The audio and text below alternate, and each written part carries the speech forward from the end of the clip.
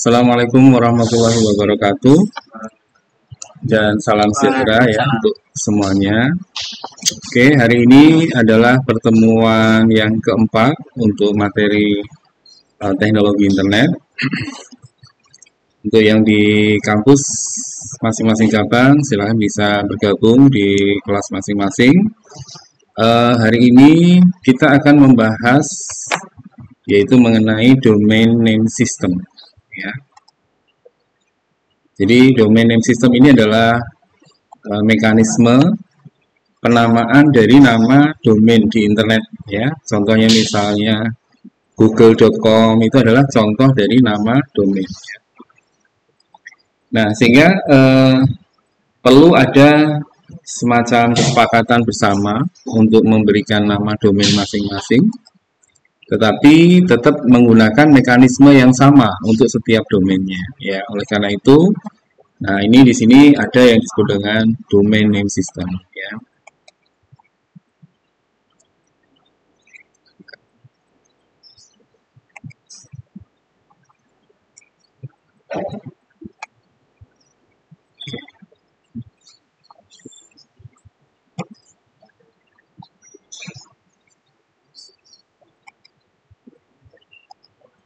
Nah, jadi domain name system atau DNS ini kalau diartikan dalam bahasa Indonesia adalah sebuah sistem penamaan domain ya.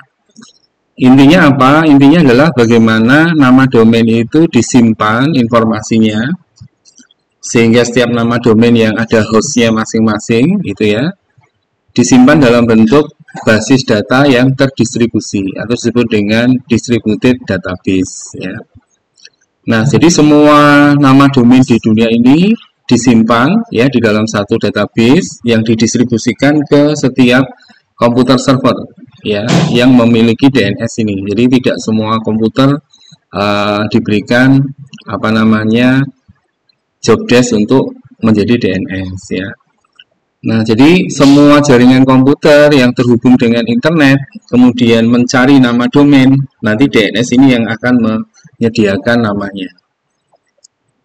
Nah, apa yang disediakan oleh DNS? Yang disediakan itu adalah alamat IP ya, internet protokol, yaitu untuk setiap nama host dan mendata dari setiap server, namanya mail exchange server, untuk setiap nama domainnya. Jadi setiap nama domain itu ada pertukaran alamat email ya di masing-masing server DNS. Nah, mesin dengan protokol TCP/IP yang menggunakan IP address yaitu berupa angka ya. TCP/IP ini adalah aturan bagaimana komunikasi data atau transmisi data untuk bisa mengidentifikasi setiap mesin. Jadi karena mesinnya kan sama-sama komputer semua gitu ya. Jadi harus ada alamat IP ya supaya mesin itu bisa diidentifikasi alamat IP-nya berapa dan setiap alamat IP itu beda ya. Nah, kemudian terkait dengan unsur manusianya ya, karena manusia itu lebih mudah menggunakan atau menghafal nama untuk mengidentifikasi mesin dibandingkan menghafalkan angka. Maka di sini IP address yang berupa angka dirubah ya menjadi nama yang disebut dengan nama domain ya. Nah, kalau misalnya katakan ada 10 nama domain ya, kita diminta untuk mengingat angkanya itu pasti akan sulit, apalagi sampai ribuan ya alamat angka IP. Jadi nggak akan mungkin untuk bisa diingat. Nah, supaya lebih mudah diingat gimana? Nanti alamat IP ini yang dalam bentuk angka dijadikan nama. Nah, untuk memudahkan apa? Mengingat dari nama itu. Contoh www.detik.com itu lebih mudah. www.google.com itu lebih mudah. Kemudian www.suaramerdeka.com itu lebih mudah ya dibandingkan dengan alamat IP. Maka di sini perlu adanya yang disebut dengan pemetaan nama ke dalam alamat IP atau sebaliknya. Jadi boleh dari IP ke nama domain atau nama domain ke IP gitu ya. Intinya sebenarnya IP, tapi karena kesulitan maka harus ada domain name system ini. Jadi itu latar belakangnya ya. Nah, pada saat itu ketika jaringan internet itu belum banyak, artinya host atau komputer yang terhubung itu masih sedikit. Nah, pemetaan dari nama domain atau sebaliknya ya, IP ke nama domain atau domain ke IP bisa diletakkan di dalam sebuah file yang ada di komputer kita ini, ya, yaitu host titik ini atau host.txt. Jadi file host ya, file yang berisi alamat IP dan nama domainnya. Nah, kemudian jaringan internet semakin lama, semakin luas, banyak ya, maka tidak mungkin melakukan pemetaan dengan menggunakan file host yang tersambung di internet. Nah, jadi nanti tugas dari pemetaan ini tidak disimpan di komputer masing-masing atau pribadi yang terkoneksi ke internet, tetapi akan disimpan di server DNS namanya. Ya, jadi ada server yang khusus menangani domain name system. Karena semakin banyak, ya. Kalau dulu masih dikit, simpan di host itu bisa. Ya, nama filenya adalah host ini. Nah, maka akan dibuat ya sebuah server ya atau disiapkan itu ya sebuah server yang khusus untuk menangani pemetaan nomor menjadi alamat domain atau sebaliknya. Nomor ini nomor IP ya. Nah, apa yang disediakan oleh DNS? DNS ini menyediakan layanan yang penting untuk internet supaya lebih memudahkan mengakses internet. Nah, mengakses internet itu pada intinya kan mengetikkan nama domain. Intinya itu. Kalau mau ke email ya kita ketik gmail.com, itu nama domain. Kalau kita mau mengunjungi situs berita misalnya detik.com, itu nama domain. Jadi intinya mengakses internet itu ya ngetik nama domain itu gitu ya. Nah, lalu perangkat keras komputer dan jaringannya akan bekerja dengan cara menggunakan alamat IP ini ya untuk mengerjakan tugas ya seperti pengalamatan host dan penjaluran atau routing. Jadi gini, IP yang sudah dipetakan ke nama domain misalnya www.google.com, IP-nya misalnya 205 sekian misalnya, ya itu 3 digit 4 kali. Ya, 3 digit 4 kali. Nah, setelah itu ketika kita mau mengunjungi google.com di alamat IP itu, kita membuka browser, nanti kita ngetikkan di situ google.com. Nah, domain ini, nama domain ini diganti menjadi IP. Kemudian akan dilakukan penjaluran ya, namanya routing. Jadi karena komputer kita ini terhubung dengan internet tuh bisa macam-macam ya. Bisa internet dari katakan misalnya provider Desnet, bisa internet dari HP misalnya Anda menggunakan HP. Jadi nggak terhubung ke komputer yang ada di sini, server Desnet layanan internet di sini, tapi lewat provider ya, misalnya Indosat atau Telkomsel atau manapun. Nah, itu namanya penjaluran, jalurnya beda. Nah, ketika sudah melewati gerbang pertama, ya nanti akan dijalurkan sampai menuju Google, tergantung dari penjaluran dari masing-masing gateway. Ya, istilahnya server yang nanti akan meneruskan sebagai pintu masuk dan pintu keluarnya akses internet dari lokal ya, dari komputer kita. Nah, kemudian terkait dengan nama tadi ya. Jadi kalau kita lihat di sini misalnya tadi alamat IP dari Google 74.125.200.103. Nah, ini akan sulit dihafalkan ya. Jadi manusia itu umumnya lebih memilih menggunakan nama host dibandingkan nama domain. Ya, jadi 74.125.200.103 itu adalah IP dari www.google.com. Jadi lebih mudah mengingat nama ya dibandingkan mengingat angka. Nah, itu kenapa harus diganti menjadi nama. Nah, ini adalah salah satu contoh ya.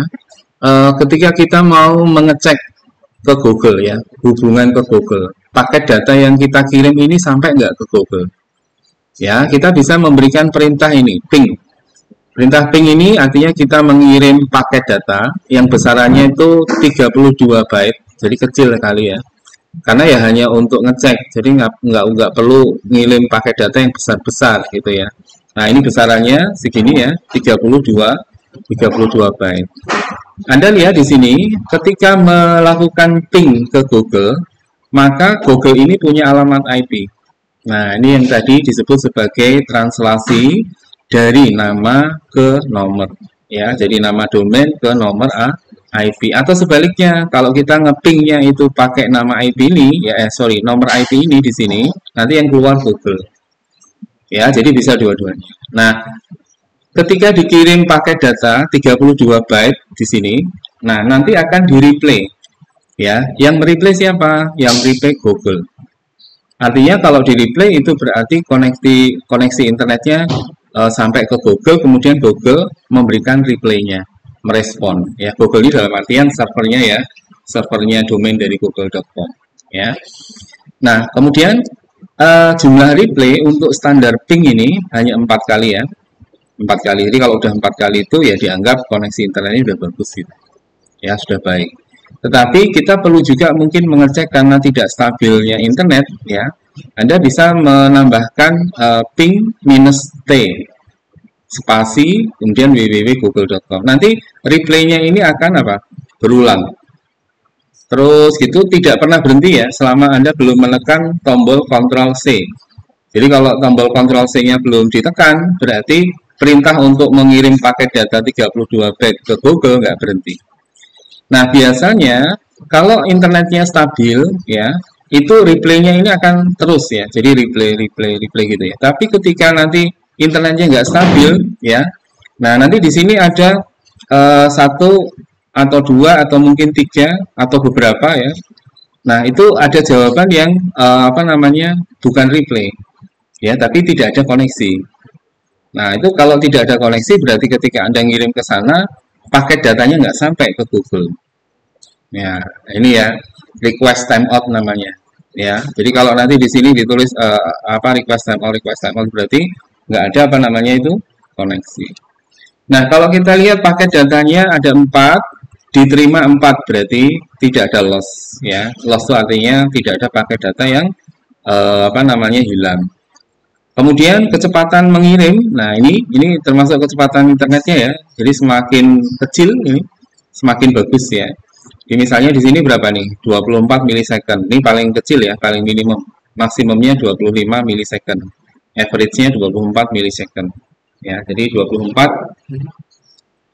milisecond ini per 1000 detik.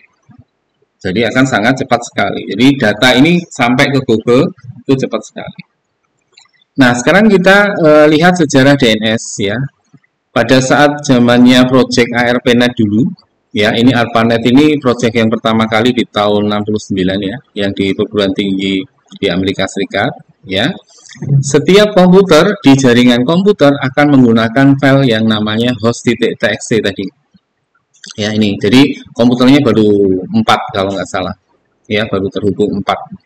Jadi mereka pakai file aja cukup ya untuk membuat alamat tadi IP ke nama ke IP. Simpan di situ 4 ya. Jadi ada 4 IP, terus ada 4 nama domain gitu, seperti itu. Disimpannya di sini di file host.txt. Nah, universitasnya ini ya, Stanford Research Institute. Jadi yang melakukan penelitian itu dari Universitas Stanford di Amerika Serikat. Ya. Nah, kemudian dari file ini ya, dia akan membuat peta suatu alamat angka ke suatu alamat nama. Jadi karena cuma 4 ya, berarti hanya 4 pemetaannya. Ya, tidak lebih dari situ. Nah, kemudian dari sebagian besar sistem operasi yang kita gunakan saat ini, menggunakannya baik secara baku maupun melalui konfigurasi. Nah, ini maksudnya, ini file host ini bisa kita dapatkan langsung dari sistem operasi. Kalau kita install ini langsung sudah dapat file ini ya, file host. Atau kita mau konfigurasi, kita atur sendiri ya, nomor IP-nya berapa, nama domainnya apa. Nah, ini kalau misalnya kita mau bikin sendiri server ya, bikin sendiri server, ada nama domain, ada nomor IP. Nah, nanti alamat nomor IP-nya ini beli dulu ya, beli di ISP namanya, Internet Service Provider. Nanti kalau udah dikasih nomor IP-nya, kemudian nama domainnya kita daftarkan di ISP itu, maka kita bisa punya sendiri nama domain dan alamat IP-nya. Gitu ya. Nah, alamat IP juga macam-macam, nanti bisa IP yang sifatnya publik, ada IP yang lokal. Nah, IP publik pun mungkin bisa juga dipakai oleh banyak domain. Jadi IP-nya satu, tapi domainnya nanti bisa lebih dari satu. Ya, karena alamat IP itu terbatas. Makanya IPv4 yang sekarang itu sekarang sudah berjalan ke IPv6 karena hampir habis. Ya, IP ini hampir habis. Jadi IPv4 itu IP versi 4 yang sekarang kita pakai dulu di awal. Kemudian IPv versi 6 itu berjalan setelah ini mau hampir habis karena sudah banyak jutaan komputer yang sudah terhubung dan IP-nya hampir habis gitu ya. Nah, kemudian terkait dengan host tadi ya. Host itu dibaca ya untuk menyamakan nama dari host itu menjadi alamat IP sebelum nanti melakukan pencarian menggunakan DNS. Jadi sebelum searching gitu dibaca dulu. Oh, ini di alamat IP ini, nama domainnya ini. Langsung IP-nya gerak, datanya gerak ke nomor IP itu. Mau di routing kemana, tergantung konektivitasnya. Jadi ya misalnya kalau kita ISP atau kita pakai HP itu akan beda. Dan kecepatannya tergantung ya dari kecepatan internetnya, apakah 4G, 3G, atau 5G. Jadi kalau Anda pakai 5G yang pakai HP gitu ya, dengan pakai komputer biasa ya, itu cuma 4G, ya maka yang pakai HP lebih cepat. Konektivitasnya lebih cepat ya. Nah, karena keterbatasan file host ya, bahwa di setiap saat sebuah alamat komputer bisa berubah ya, berarti kan harus merubah hostnya. Kalau alamat komputernya berubah dia harus berubah. Maka setiap sistem yang hendak terhubung dengan komputer tersebut harus melakukan update. Ya, jadi harus dirubah file hostnya tadi. Jadi kalau nama komputernya berubah, nama domainnya misalnya ya, dirubah gitu. Nah itu yang nyimpen file host di sana-sana tuh harus dikasih tahu. Ini nama domain saya berubah, silahkan diganti. Gitu. Nah ini kan nggak mungkin kayak gitu. Ya, makanya nanti ada namanya DNS server. Ya. Nah sehingga dengan berkembangnya jumlah jaringan komputer dibutuhkanlah DNS ini. Jadi sebelum DNS ada host, udah gitu. Ya, yang bisa mengganti alamat host hanya di satu lokasi saja, sehingga host lain akan mempelajari perubahan tersebut secara dinamis. Nah, maka di DNS server tadi merubah alamatnya, nanti semua komputer yang terhubung di DNS itu akan ikut berubah. Jadi lebih efektif ya. Nah, kalau yang connect di DNS itu 1000 ya, 1000 mengikuti DNS-nya, DNS servernya. Jadi nggak mungkin yang 1000 itu berubah satu-satu. Hostnya ya, nanti Anda bisa buka ini di Windows Anda ya. Nah, ini contoh.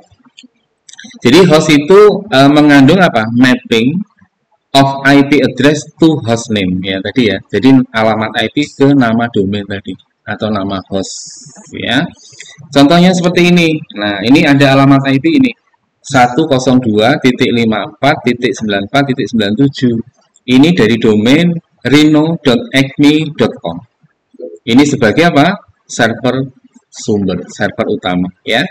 Nah, kemudian ada alamat host X di Acme ya, alamat IP-nya 38256310x.acme.com. Nah, ini berarti apa nih? Klien komputernya.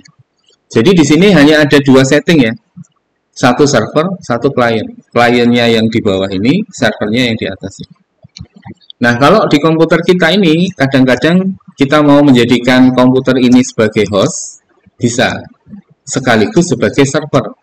Jadi kalau kita misalnya menginstal aplikasi web server yang ada cPanelnya, contohnya XM ya, SAM ya.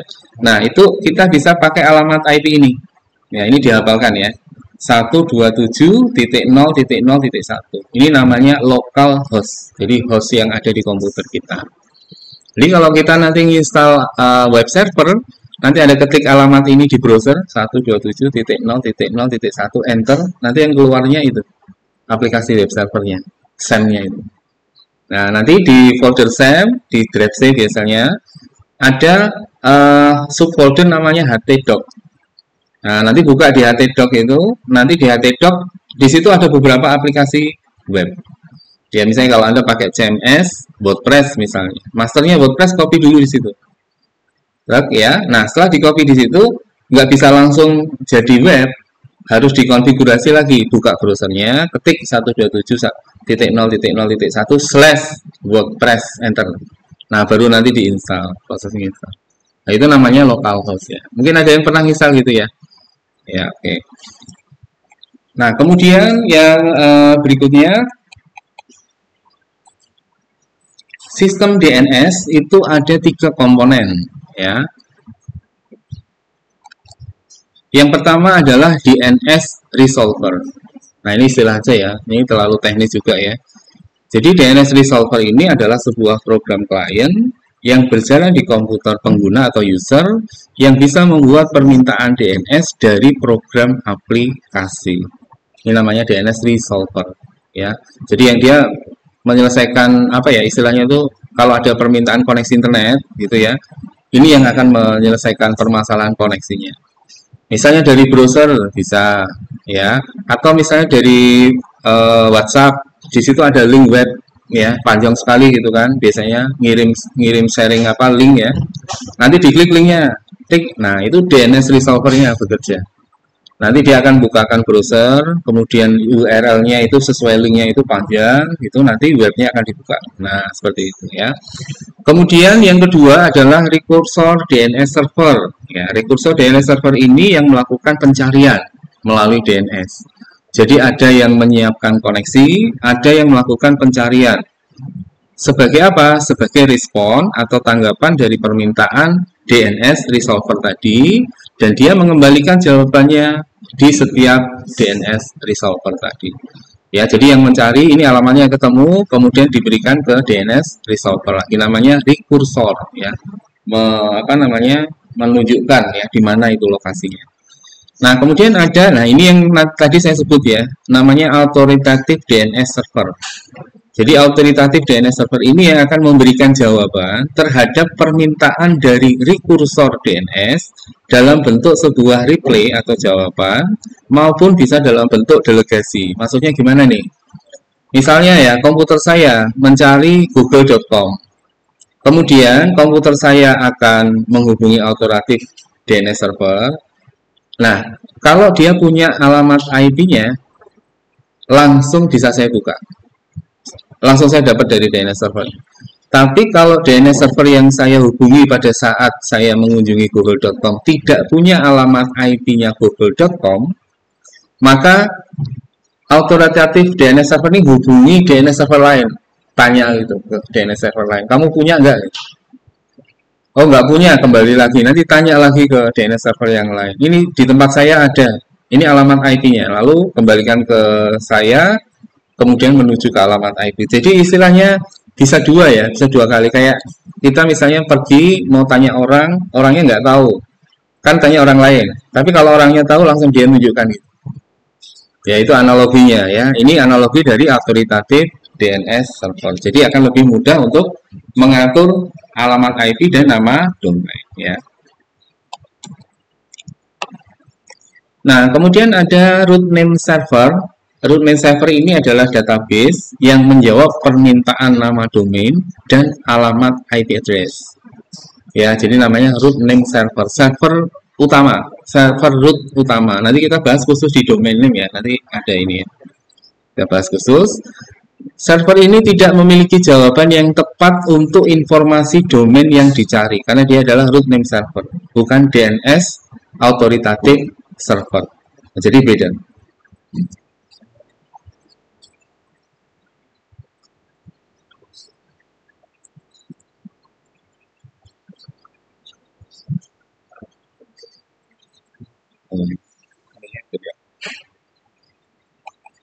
Ya. Nah, root name server ini dia bisa meneruskan permintaan informasi ke pihak yang lebih mengetahui. Ya. Jadi kalau di DNS server tanya ke DNS authoritative server nggak ada, nggak tahu, tanyanya ke root name server. Jadi bertahap lagi. Jadi kita tanya orang, orangnya nggak tahu, silahkan tanya orang lain nggak tahu, kemudian tanya intinya gitu, yang punya informasi gitu. Ya, jadi misalnya kita tanya bengkel gitu ya, bengkel sepeda di sana. Langsung ke bengkelnya aja, tanya. Ya, oh ya baterainya apa? Sebentar.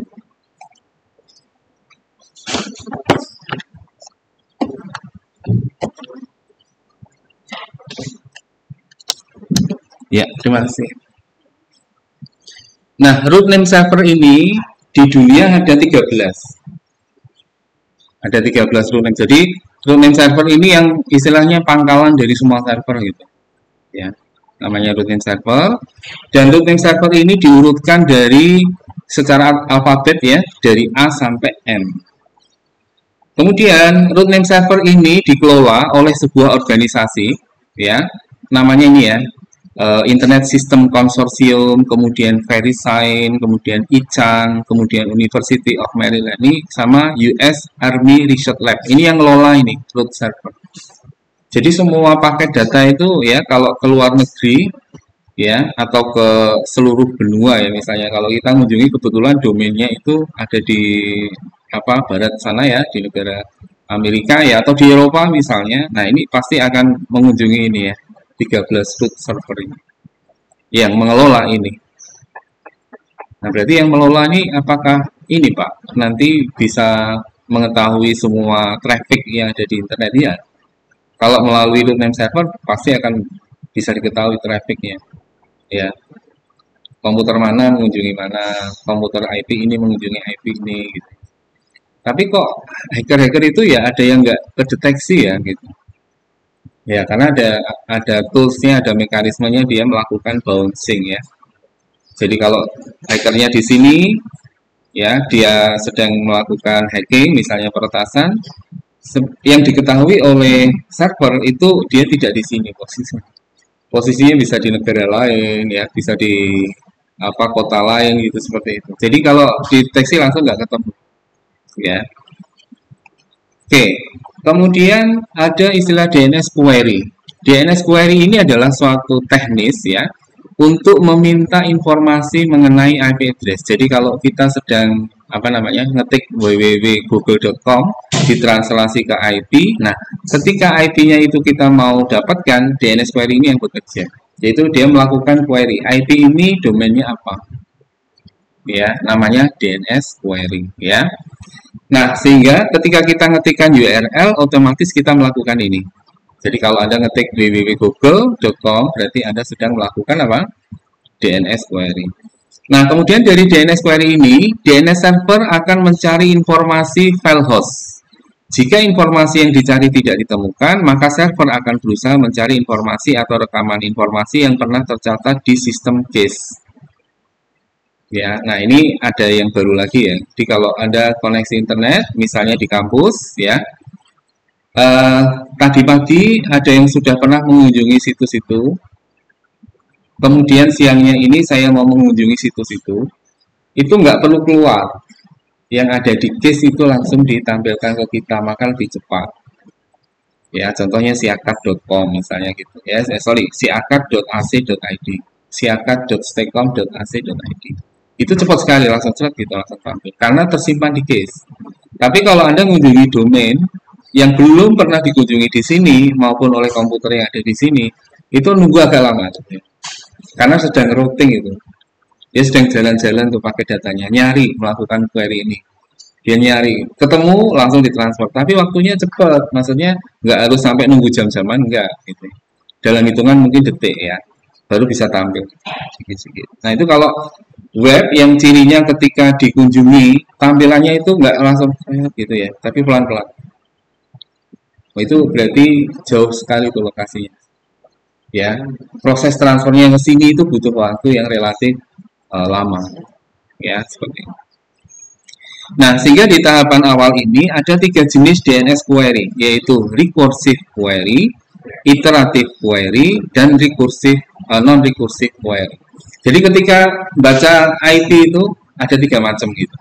Ya, sederhananya gitu. Yang pertama adalah recursive query.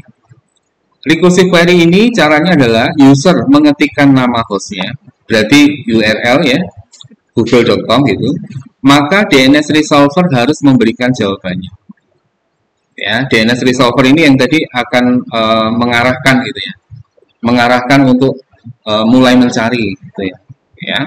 Nah, di sini ada 2 kemungkinan jawaban dari DNS resolver. Yang pertama, DNS akan menyediakan informasi yang sesuai setelah mencari root server ataupun authoritative name server. Ya, jadi yang pertama authoritative dulu, baru ke root ya. Kalau di authoritative nggak ada, baru ke authoritative yang lain. Kalau authoritative yang lain nggak ada, baru ke root server. Yaitu langkahnya gitu ya, tahapannya gitu. Ini yang pertama. Ya. Yang kedua, browser akan menampilkan pesan error karena informasi tidak bisa ditemukan. Nah, jadi mencari di authoritative server yang pertama tidak ada, diarahkan ke authoritative server yang kedua juga tidak ada, kemudian diarahkan ke root server juga tidak ada, maka baru ditampilkan di sini page cannot displayed. Ya, jadi kalau di apa namanya di browser Anda nanti muncul page cannot displayed itu webnya nggak ada. Pak, kan webnya itu biasanya ada diakses gitu, bisa tampil meskipun agak lama. Kenapa kira-kira? Servernya sedang down, servernya sedang off. Jadi meskipun ada pemetaannya, dulu pernah diakses, kemarin pernah diakses, sekarang sama sekali nggak bisa diakses ya, karena servernya down. Jadi server down itu tergantung ya. Misalnya kalau ATM itu ya, server ATM itu downnya mungkin 1 tahun sekali ya. Ada maintenance khusus di situ, jadi nggak bisa dipakai itu ATM itu beberapa menit mungkin atau beberapa jam. Tapi ada beberapa server yang lain layanannya bagus, ya listriknya nggak mati, ya kalau listriknya mati ada apa namanya itu genset dan lain sebagainya, langsung di switch gitu. Jadi nggak menunggu berapa lama ya. Jadi kalau pakai genset sama ini di switch langsung bisa nyala. Nah itu nggak pernah down ya servernya. Itu kalau down secara sumber daya. Tapi down itu juga bisa karena concurrent user. Concurrent user itu yang akses terlalu banyak. Website kalau yang akses terlalu banyak, resource yang ada di sistem komputer ini juga akan habis lama-lama. Ya, contohnya itu seperti ini. Coba kita tampilkan dulu resource ya. Nah ini, Anda bisa perhatikan di sini. Ini adalah Central Processing Unit, ya. Ini adalah prosesor yang di komputer ini. Kemudian ini adalah memori yang di komputer ini. Kemudian ini hard disk yang di komputer ini, dan ini jaringannya. Ya. Kalau kita perhatikan di sini, CPU itu sudah bekerja berapa ini? 100%. Berarti komputer ini ketika digunakan saat ini itu kerja terus, nggak pernah istirahat. Ya, dia kerja terus. Dan memori yang digunakan sampai dengan saat ini 94%. Jadi hampir habis. Nah, ini padahal memorinya di komputer saya ini 20 GB. Ya, jadi dari 16 saya tambahkan lagi 4 GB. Ya. Nah, jadi 16 GB. Anda bisa bayangkan ini untuk Google Chrome saja, yang ini ya, browser ini itu butuh 7 GB. Jadi ini 7000 mega kan berarti berapa? 7 GB. Ya, ini berarti menghabiskan 7 GB. Terus akses ke disknya ya, dia mengakses ke disk 0,1 mega per detik. Ya. Dia pakai prosesor hanya sekian, 2,0% atau 1,5 atau 3, sekian, naik turun. Loh Pak, sebanyak itu memorinya, kok prosesor yang digunakan segini? Karena apa? Kan saya sedang tidak browsing sekarang. Artinya semua dalam kondisi tidak mengakses web kan? Tidak sedang mengunjungi halaman web. Jadi di sini cuma berapa? Sekian. Tapi yang besar apa ini? OBS 55%. Dari prosesor ini digunakan oleh aplikasi ini 55%. Ini aplikasi OBS-nya. Nah, ini makanya apa namanya? Terasa sangat berat ya. Nah, kemudian kalau pakai zoom berapa? Ini zoomnya 12,3% dari prosesor. Memorinya cuma 354 MB. Jadi nggak terlalu besar. Ya, nah ini yang disebut resource. Jadi semakin tinggi resource-nya, prosesornya. Kalau di server itu menggunakan Xeon ya. Jenis Intel-nya dari prosesornya Xeon. Kalau di komputer kita itu biasanya pakai Intel Pentium. Ya. Pentium Core i5, Core i3, Core i7 sampai Core i9. Nah, ini bedanya ya. Nah, kalau sudah segini ya sebenarnya kita udah nggak bisa apa-apa nih. Ini pelan banget ini mouse-nya. Nanti bisa tersendat-sendat gini ya.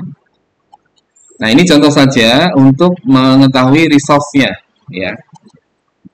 Nah, kemudian yang kedua yaitu iterative query.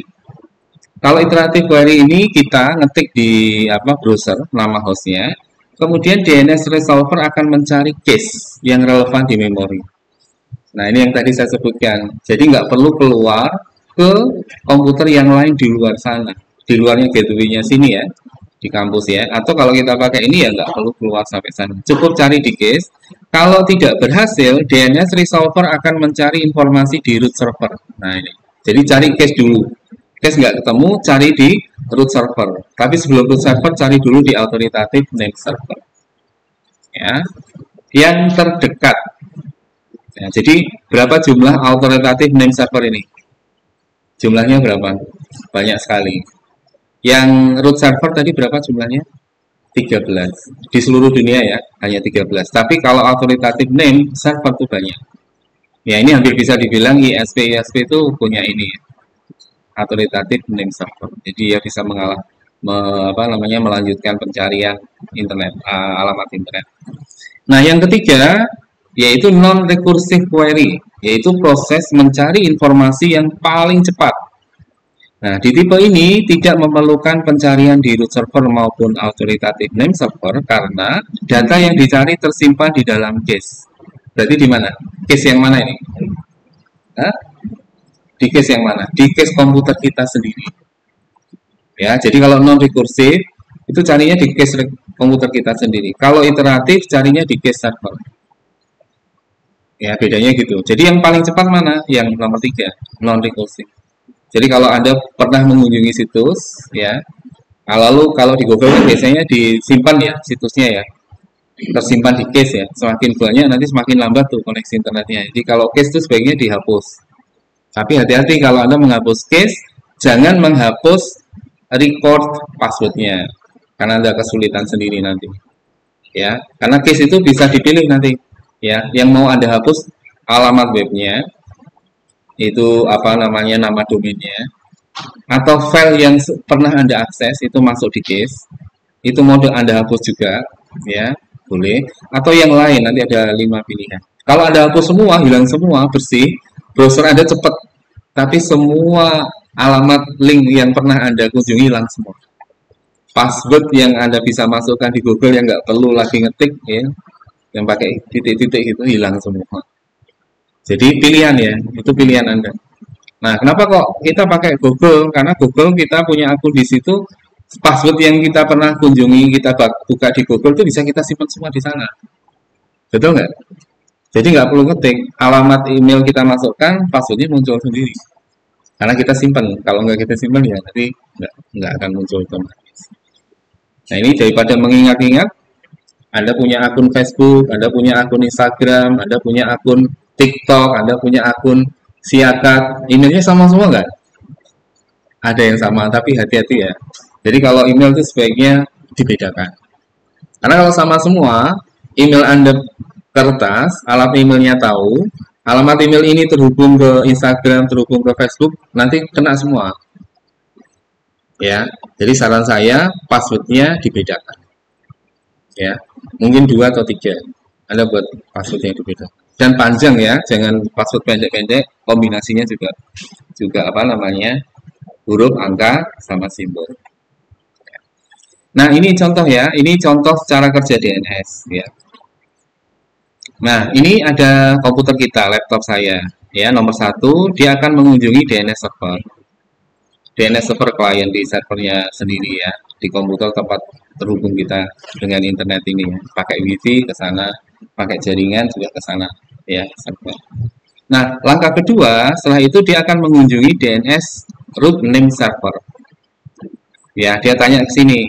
Oh, ada di tempat saya. Lalu akan direspon nomor 3, kemudian direspon ke sini. Ini ada gitu. Tapi kalau nggak ada, langkah yang keempat. Ya, oh nggak ada, maaf ya. Yang keempat, dia akan ke DNS TLD name server. Ini DNS TLD name server ini yang disebut tadi DNS root server. Jadi istilah root itu apa? Root itu yang paling tinggi, paling atas. Nah, TLD ini ada kepanjangannya. Namanya top level domain. Jadi top level domain sama root server itu sama. Ya, maka di sini disebutnya DNS TLD name server. Ya. Terus kemudian setelah itu turun ke sini ya, ke DNS authoritative name server. Nah, ini supaya bisa menuju ke apa namanya laptop ini ya.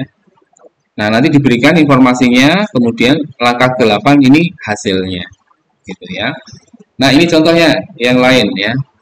Ini saya ingin membuka URL www.abc.com. Saya buka www.abc.com.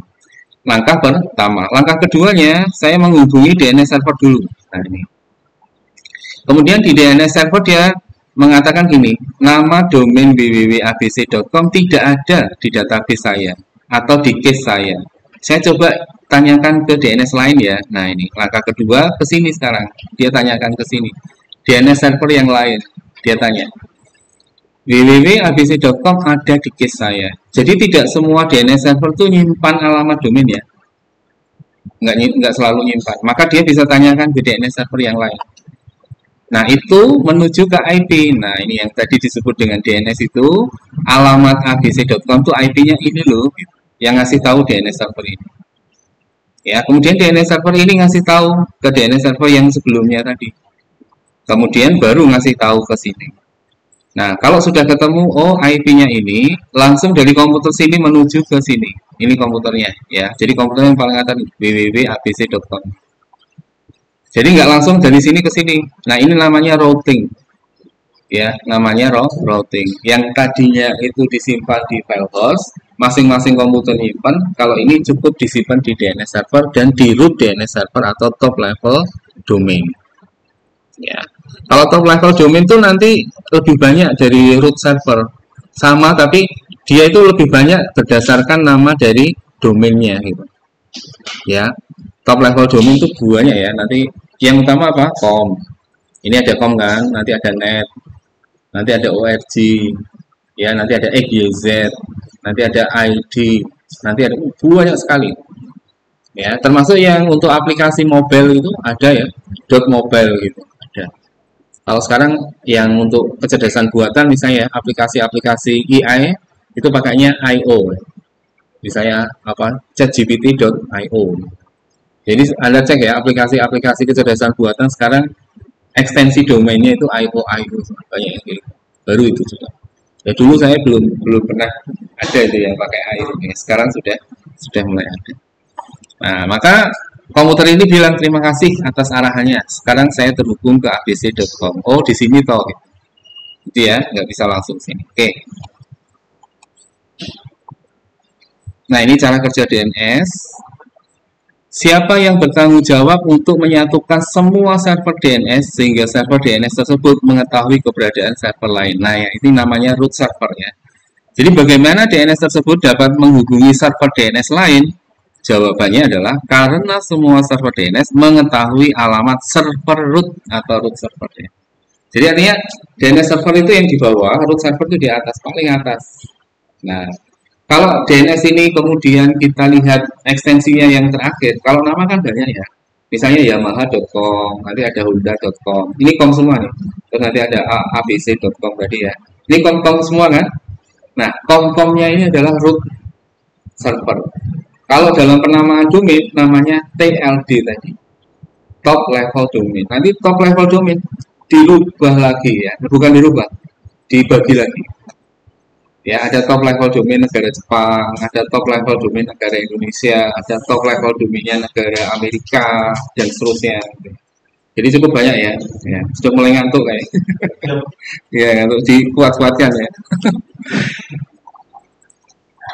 Nah, kemudian server root menyimpan informasi IP address dan host semua domain yang ada di bawahnya. Contoh, domain com.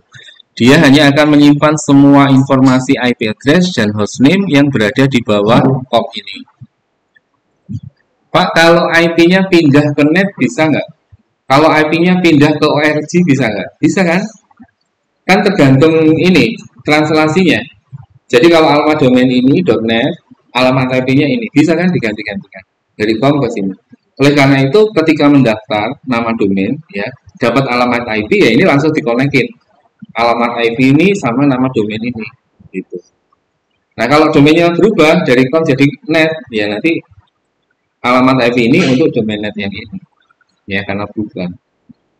Loh Pak, kenapa sih kok ada net, ada com, gitu-gitu kan? Mungkin pertanyaannya kan gitu ya.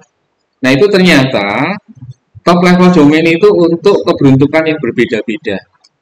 Ya, misalnya com itu sebenarnya apa sih? Komersil. Ya, kalau net itu sebenarnya apa sih? Network. Ya, org itu sebenarnya apa sih? Organization. Ya, nah jadi beda-beda. Nanti top level domain ini akan dibagi lagi menjadi berdasarkan negara. Ya, .id berarti Indonesia. .jp berarti Jepang. Ya, terus kemudian .sg berarti apa tuh? Singapura. Jadi web yang ada di Singapura. Nah, setiap alamat web itu ada IP. Nah, itu berarti IP-nya dipetakan di Singapura. Ya. Jadi nanti macam-macam ya. Nah, ada top level domain lain yang tidak menyimpan informasi yang dimiliki oleh domain lain, yaitu yang utamanya com ya, net, org, gov tadi. Nah, untuk mengetahui IP address sebuah host, maka dns.com akan menghubungi DNS di atasnya, yaitu DNS root. Ini seperti ini bentuknya ya. Ya, disebut dengan root ya. Nanti ada mil, ada edu, ada gov, ada com. Kalau com ya hanya di bawahnya yang com aja, ibm.com ya. Relic ibm.com, Watson ibm.com. Ada yang panjang, iso relic ibm.com, berarti iso.relic.ibm.com. Jadi alamat yang domain itu panjang banget itu. Kalau di Stekom ada nggak yang panjang? 3 ya mungkin. 3 ya. siakat.stekom.ac.id. Tambah satu lagi di depan ada nggak yang 4? pmb.stekom.ac dari masih 2. Yang 3 ada nggak? Nambah satu lagi. Jadi ada sampai panjang segini, sampai ISO ini. Tapi yang paling banyak ya ini cuman ini ya, pentagon.mil.com atau pentagon.mil.us gitu ya. Kemudian mit.edu.com atau mit.edu gitu aja ya. Atau yale.edu dan seterusnya. Ini yang paling banyak digunakan ya. Nah, ini rootnya. Jadi ini masih dikembangkan lagi, kita bahas di pertemuan berikutnya. Ya, nanti masih banyak lagi. Nah, ini terkait dengan IP address. Ini ya, ini yang tadi saya sebutkan IPv4 ini. Nah, sekarang ini sudah ada IPv6. Bagaimana cara kita mengetahui IP komputer kita? Siapa yang tahu? Komputer ini nih IP-nya berapa sih gitu? Hah? Pakai CMD ya. Terus nah, ini tunggu dulu ya. Ya. Terus perintahnya ini IP config. Oke, kita tunggu dulu nih. Yang command prompt ya, data C user ya. Double. Kita tutup dulu satu. IP config. Nanti dicek di komputer masing-masing.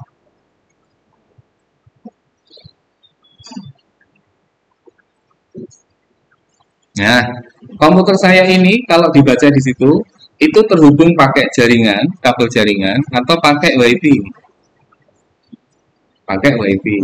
WiFi-nya WiFi yang ada di kampus atau WiFi yang ada di smartphone.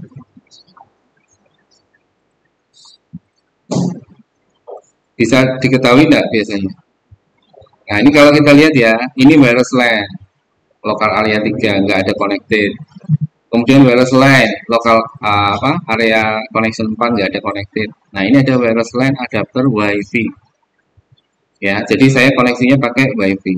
IPv-nya ini sudah dipetakan, IPv6-nya ini.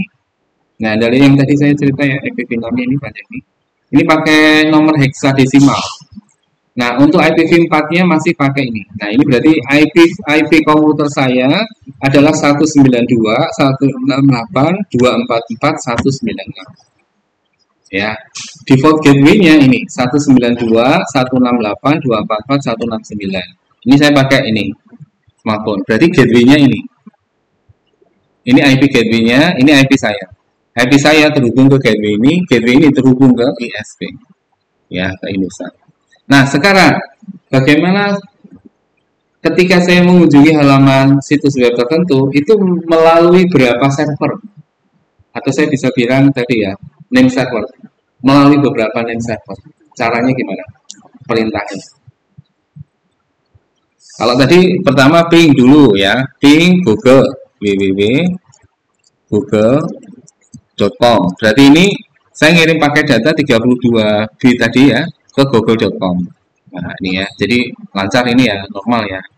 Nah, sekarang Google itu saya kunjungi lewat berapa server. Pakai data saya itu lewat berapa komputer nih.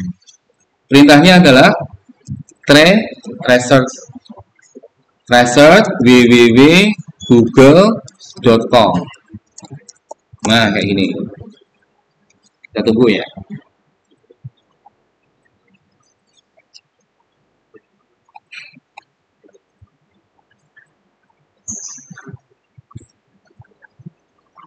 Nah, ini lewat sini dulu. Ya, nanti ke gateway. Nah, kalau yang tanda bintang ini ya, itu artinya di hidden. Supaya tidak diketahui lewat mana, server mana. Nah, ini yang kedua ini ternyata bukan hidden tapi request timeout. Berarti tidak terhubung. Karena ada yang hidden juga. Nanti kalau bintang juga ada yang hidden ya. Nah, ini server 1, server 2, 3, 4, 5. Anda lihat. Ini waktunya ya, 34 milisecond, 43 milisecond gitu ya. Tunggu sampai ke Google. Ini berapa komputer yang dilewati. Tunggu sampai ke google.com. Kalau tidak 13, 14 ya. Kalau tidak 13, 14. Ini pakai IPv6 ya. Ini kode IPv6. Nah, ini bintang juga request timeout. Ya, ini di hidden ini. Nggak boleh lihat di situ. Ini juga request timeout. Tunggu dulu ya.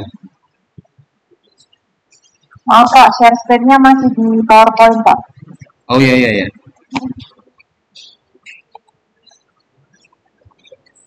Oh ya, maaf.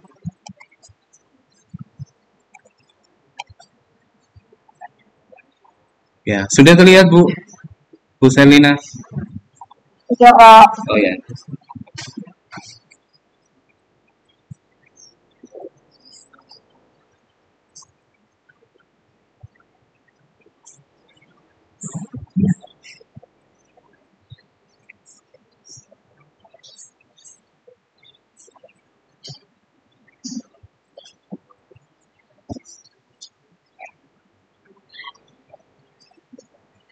Panjang ya. Ada yang bawa laptop nggak? Ada. Coba connect ke WiFi di kampus, terus kasih perintah ini lewat berapa servernya. Coba salah satu.